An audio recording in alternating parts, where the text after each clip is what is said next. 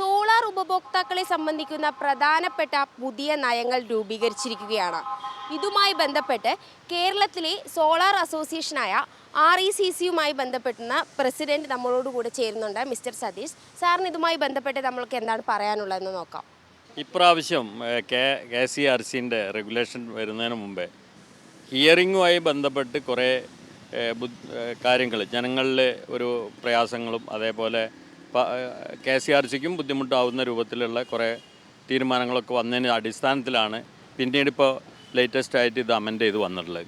അപ്പോൾ നമ്മൾക്കൊക്കെ പ്രതീക്ഷിക്കാത്ത രൂപത്തിൽ അസ്ഥാനത്താക്കിക്കൊണ്ട് ഞങ്ങളെ പ്രതീക്ഷകളെ അസ്ഥാനത്താക്കിക്കൊണ്ട് ജനങ്ങൾക്ക് ഏറെ ദോഷകരമായിട്ടുള്ളതാണെന്നാണ് ഇത് പരിശോധിക്കുമ്പോൾ മനസ്സിലാവുന്നത്. എന്നാൽ പല മീഡിയകളിലും വന്ന വാർത്തകളനുസരിച്ച് ഇത് റിലാക്സേഷൻ ഉണ്ട്, ഒരു 20 കിലോവാട്ട് വരെ നെറ്റ് മീറ്ററിംഗ് സംവിധാനം തുടരും എന്നൊക്കെയാണ് വന്നത്.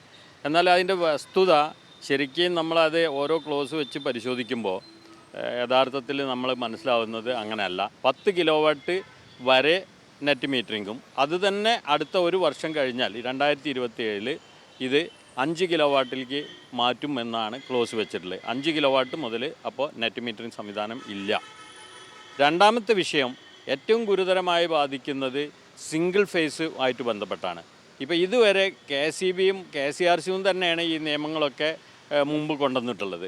അപ്പോൾ അത് 5 കിലോവാട്ട് വരെ എല്ലാ വീടുകളിലും ആ കണക്ടറിലോട് അത്ര ആണെന്നുണ്ടെങ്കിൽ അതിനനുസരിച്ച് സിംഗിൾ ഫേസ് മതിയായിരുന്നു. ഇപ്പോൾ ഒരു സാധാരണക്കാരൻ ഒരു കണക്ഷൻ സിംഗിൾ ഫേസ് ഉള്ളിടത്ത് ഒരു 5 കിലോവാട്ട് സോളാർ ചെയ്യുകയാണെങ്കിൽ അത് 3 ഫേസിലോട്ട് മാറ്റണം. അതും മാത്രമല്ല 3ൻ്റെ മേലേക്കൊക്കെ 3 ഫേസ് വേണമെന്ന് പറയുമ്പോൾ ഒരു കൺസ്യൂമറെ സംബന്ധിച്ച് അദ്ദേഹം സോളാർ വെക്കാൻ തീരുമാനിച്ചാൽ തന്നെ ഇപ്പോൾ ഉള്ള നിലവിലുള്ള ഇതിന്ന് ഒരു 25,000 മുതൽ 35,000 വരെ അതിൻ്റെ 3 ഫേസിൻ്റെ ഘടന മാറ്റുന്നതിന് തന്നെ ചിലവ് വരുന്നതാണ്. അതിൻ്റെ കൂടെ 3 ഫേസ് ഇൻവെർട്ടറും അതിൻ്റെ ആക്സസറീസും അതിൻ്റെ മീറ്ററിംഗ് സംവിധാനം ഒക്കെ കൂടി വരുമ്പോൾ ഒരു 10-45 രൂപ അഡീഷണൽ വരും. അങ്ങനെ വരുമ്പോൾ ഈ ഒരു സിംഗിൾ ഫേസ് കണക്ഷൻ 3 ഫേസിലോട്ട് മാറ്റി സോളാർ ചെയ്യുന്ന ആൾ ഏകദേശം ഒരു 1 ലക്ഷത്തോളം ആവറേജ് ഒരു 80 മുതൽ 1 ലക്ഷത്തോളം രൂപ അഡീഷണൽ ചിലവാക്കണം എന്നുള്ളതാണ്.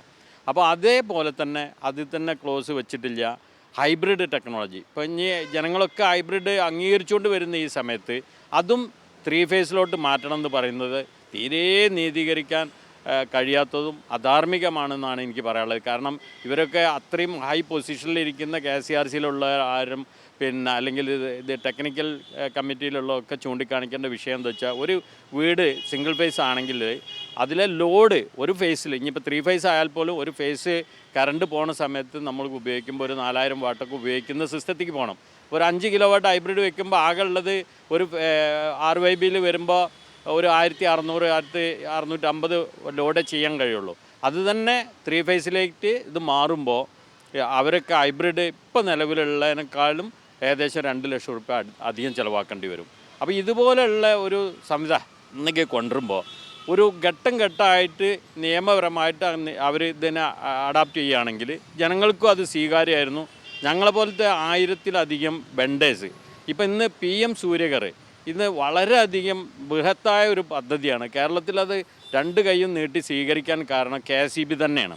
അപ്പോൾ ആ KCB ഇതിനെ വീണ്ടും ഒരു ഒറ്റ സുപ്രഭാതത്തിൽ കണ്ണടച്ച് തുറക്കുന്നതിന് മുമ്പേ ഒറ്റ ദിവസം കൊണ്ട് ഒരു നിയമം കൊണ്ടുവരാമെന്ന് പറഞ്ഞാൽ അത് 5 വർഷത്തേക്കുള്ളതാണ്. അതിനൊരു ഒരു വർഷമെങ്കിലും നിയമം കൊണ്ടുവന്നിട്ട് അത് അഡാപ്റ്റ് ചെയ്യുന്നുള്ളത് ഒരു 5 മാസം 6 മാസം 8 മാസം 10 മാസം എന്ന് പറഞ്ഞ് കൊടുക്കുകയായിരുന്നെങ്കിൽ കുറച്ചും കൂടി ഒരു റിലാക്സേഷൻ മോഡുണ്ട്. അതിന് പ്രധാന കാരണം ഈ PM സൂര്യകറിൽ വർക്ക് ചെയ്യുന്ന അതിൻ്റെ അപ്രൂവ്ഡ് വെണ്ടേഴ്സ് ഇന്ന് വരെ ഏകദേശം ഈ 1200-1300 വെണ്ടേഴ്സ് ഉണ്ടെങ്കിൽ അതിൽ ഏകദേശം ഒരു 30-40% ആളുകളും ഇതിൻ്റെ ആക്സസറീസ് ഇൻവെർട്ടർ അതിൻ്റെ ബാക്കിയുള്ള കാര്യങ്ങളൊക്കെ സ്റ്റോക്ക് ചെയ്യുന്ന ആളുകളാണ്.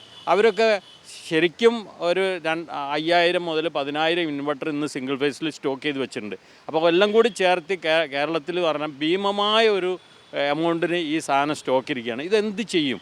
അപ്പോൾ ഇതിനൊക്കെ ഒരു സമയപരിധി കൊടുക്കാതെ നാളെ തന്നെ KCB ഇത് ഇങ്ങനെ അഡ്മിറ്റ് ചെയ്യണമെന്ന് പറഞ്ഞാൽ അത് ഞങ്ങളെപ്പോലത്തെ ആളുകളെ വെറും കുത്തുവാളെടുക്കുന്ന രൂപത്തിലേക്ക് മാറും.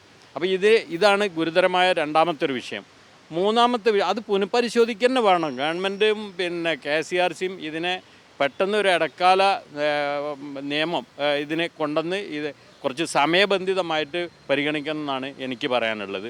രണ്ടാമത്തെ വിഷയം ഇതിൽ നോർമലൈസേഷൻ ഫാക്ടർ. ഇപ്പോൾ നമ്മൾ വൈകുന്നേരങ്ങളിൽ 6 മണി മുതൽ 11:30 മണി വരെയാണ് ഇന്നത്തെ പീക്ക് അവർ എന്ന് പറഞ്ഞത്. ആ സമയത്ത് നമ്മൾ സോളാർ പ്രൊസ്യൂമർ ഉപയോഗിക്കുന്ന എനർജി, നമ്മൾ രാത്രി കാലങ്ങളിൽ ആ സമയത്ത് എടുക്കുന്ന എനർജിക്ക് നമ്മൾ എക്സ്പോർട്ട് ചെയ്ത യൂണിറ്റിൽ നിന്ന് 100 യൂണിറ്റ് എക്സ്പോർട്ട് ചെയ്തിട്ടുണ്ടെങ്കിൽ 100 യൂണിറ്റ് നമ്മൾ ഉപയോഗിക്കുന്നുണ്ടെങ്കിൽ ആ 100 യൂണിറ്റിന് പകരം 135 യൂണിറ്റ് അവർ അതിൽ നിന്ന് കട്ട് ചെയ്യും. അഥവാ ആ സമയത്ത് 135 എക്സ്പോർട്ട് ചെയ്തില്ല എന്നുണ്ടെങ്കിൽ ഈ 35 യൂണിറ്റിന് ആ 7 രൂപ വെച്ചിട്ടൊക്കെ ബില്ലിംഗ് ഉണ്ടാവും. പിന്നെ അത് മാത്രമല്ല, ഇന്നത്തെ KSEB ഈ ബില്ലിംഗ് സിസ്റ്റം കൊണ്ടുവന്നത് ഇനിയിപ്പോൾ ഒരു വേറൊരു യൂണിവേഴ്സിറ്റി കൊണ്ടുവരേണ്ടി വരും. കാരണം അത് പഠിക്കണമെങ്കിൽ, ആ ബില്ലിംഗ് രീതി പഠിക്കണമെങ്കിൽ ജനങ്ങൾക്ക് ആ യൂണിവേഴ്സിറ്റിയിൽ പോയിട്ട് ഒരു ഡിപ്ലോമ ഒക്കെ എടുത്താലേ അത് വായിച്ചാൽ മനസ്സിലാവുള്ളൂ എന്നാണ് എനിക്ക് മനസ്സിലാവുന്നത്. അപ്പോൾ എന്തായാലും ഞാൻ അവരെ കുറ്റപ്പെടുത്തല്ല, നിയമങ്ങൾ കൊണ്ടുവരണം. അത് ജനങ്ങൾക്ക് കൂടി അഡ്മിറ്റ് ചെയ്യാനും എല്ലാ തലത്തിലും ഒരു സോളാർ വെച്ചാൽ ഇത് ഉപദ്രവമായിട്ട് മാറുന്ന ചുറ്റുപാടിലേക്ക് മാറുക എന്നുള്ളത് വളരെ ശോകമായ കാര്യമാണ്. അത് വേണ്ടമാതിരി ഒന്നും കൂടി പരിഗണിക്കണം എന്നാണ് എനിക്ക് പറയാനുള്ളത്. പിന്നെ എടുത്തു പറയേണ്ട സംഭവം സപ്പോർട്ട് ചാർജാണ്. ഇപ്പോൾ 10 കിലോ വാട്ടിൻ്റെ മേലേക്ക് ഒരു യൂണിറ്റിന് 50 പൈസ മുതൽ 1 രൂപ വരെ നമ്മൾ സപ്പോർട്ട് ചാർജ് ഈ എക്സ്പോർട്ട് യൂണിറ്റിന് കൊടുക്കണം എന്ന് പറഞ്ഞത് അത് വലിയൊരു പിന്നെ ഭീമമായ നഷ്ടമാണ് ഈ സോളാർ വെക്കുന്ന ആളുകൾക്ക്, സാധാരണ ഉള്ള കൊമേഴ്ഷ്യലും ഇൻഡസ്ട്രിയിലും ഒക്കെ ചെയ്ത ആളുകൾക്ക് ഭാവിയിൽ വരാൻ പോണ ഗുരുതരമായ പ്രത്യാഘാതം. ഇതും ഇതേപോലെ അതൊക്കെ ഒഴിവാക്കണം എന്നാണ് നമുക്ക് പറയാനുള്ളത്. ഇപ്പോൾ ഇന്ന് ഇൻഡസ്ട്രിയൽ കണക്ഷനുള്ള ആളുകൾക്ക് പ്രത്യക്ഷത്തിൽ നോക്കുമ്പോൾ 500 കിലോ വാട്ട് വരെ റിലാക്സേഷൻ കൊടുത്തു എന്ന് പറഞ്ഞു. പക്ഷേ അതിൻ്റെ അടുത്ത ക്ലോസ് പറഞ്ഞത് 25 കിലോ വാട്ട് വരെ നെറ്റ് മീറ്ററിങ് അലൗഡ് ഉള്ളൂ. അതിൻ്റെ മേലേക്ക് 100 കിലോ വാട്ട് വരുമ്പോൾ 10% ബാറ്ററി സ്റ്റോറേജും, അത് 500 കിലോ വാട്ടിലേക്ക് പോകുമ്പോൾ 20% ബാറ്ററി സ്റ്റോറേജ് വേണമെന്ന് നിഷ്കർഷിക്കുന്നു. ഇങ്ങനെ എല്ലാ തലത്തിലും ഇതിനെ ഉപദ്രവമായിട്ടാണ് കാണുന്നത്. അതേപോലെ കൊമേഴ്ഷ്യൽ സെഗ്മെൻറ്റ് തീരെ തൊട്ടിട്ടില്ല. ഇന്ന് വൻകിട ആളുകൾ പോട്ടെ, സാധാരണ നിത്യവൃത്തി കഴിയുന്ന സാധാരണ കച്ചവടക്കാരും അതുപോലെ ഹോട്ടൽ ശൃംഖല, ഹോസ്പിറ്റലിലെ ക്ലിനിക്കുകൾ, പിന്നെ അതുപോലെ തിയേറ്ററുകൾ, ഇങ്ങനെ ഒരുപാട് മേഖലകളുണ്ട്. അതാണ് ഈ സാമ്പത്തികത്തിൻ്റെ ഇന്ന് കേരളത്തിലെ ഏറ്റവും കൂടുതൽ നമുക്ക് GSTയും അല്ലെങ്കിൽ വരുമാനം വരുന്ന മേഖലയാണ് ഈ കൊമേഴ്ഷ്യൽ മേഖല. അതിൽ ഒരു അടിസ്ഥാനത്തിൽ ഇവർ നെറ്റ് മീറ്ററിംഗ് സംവിധാനം കൊണ്ടുവന്നിട്ടില്ല. അപ്പോൾ ഇതൊക്കെ ഒരൊറ്റയടിക്ക് 1000 കിലോ വാട്ടിൽ നിന്ന് ഈ 3 കിലോ വാട്ടിക്ക് കൊണ്ടുവന്നതിന് തുല്യം തന്നെയാണ്. അതിപ്പോൾ 5 കിലോ വാട്ടിക്ക് ആക്കിയാണ് അടുത്ത കൊല്ലം മുതൽ 5 കിലോ വാട്ട് പിന്നെ മേലേക്കൊക്കെ നെറ്റ് മീറ്ററിംഗ് ഇല്ല. അപ്പോൾ ഇത് ഇത്രയും പെട്ടെന്ന് ഇത് ഒരു അവസരത്തിൽ ഇങ്ങനെ കൊണ്ടുവരാൻ പാടില്ല എന്നാണ് നമുക്ക് പറഞ്ഞത്. അതിനൊരു സമയബന്ധിതമായി സമയം കൊടുക്കേണ്ടിയിരുന്നു. ഈ കാലോചിതമായി പരിഷ്കരിക്കാതെ ഏറ്റവും ഇമ്പോർട്ടൻ്റ് ആയിട്ടുള്ള ഒരു കാര്യം നോട്ടീസ് ചെയ്യേണ്ടത് എന്താ വെച്ചാൽ, നമ്മളെ KSEBയുടെ വൈദ്യുതി ശൃംഖല ഇതുവരെ പരിഷ്കരിച്ചിട്ടില്ല. അതിനെ അഡ്വാൻസ്ഡ് ടെക്നോളജിയിലേക്ക് കൊണ്ടുപോകുന്നതിനുള്ള ഒരു പ്രൊഫഷണൽ വേയിലേക്ക് കൊണ്ടുപോയതിന് ശേഷമാണ് ഇതുപോലുള്ള മീറ്ററിംഗ് രീതി കൊണ്ടുവരാവൂ എന്നുള്ളതാണ് നമുക്കൊക്കെ പറയാനുള്ളത്. അപ്പോൾ ഇൻഫ്രാസ്ട്രക്ചർ ഡെവലപ്പ് ചെയ്യാൻ ആദ്യം നോക്കുക, ഇതും കൂടി പരിഗണിക്കേണ്ടതാണെന്നാണ് എനിക്ക് പറയുള്ളത്. KCRC ഇത് കറക്റ്റായിട്ട് മുകളിലേക്കെടുത്ത് ഇതിനൊരു തീരുമാനം ഉണ്ടാക്കുന്ന ശുഭാപ്തി വിശ്വാസത്തോടെ. ഈ പുതിയ നയങ്ങൾ ഉപഭോക്താക്കളെയും അതുപോലെ തന്നെ വെണ്ടർമാരെയും ഒരുപോലെ ഇരുട്ടടിയിലാക്കുന്നതാണ്.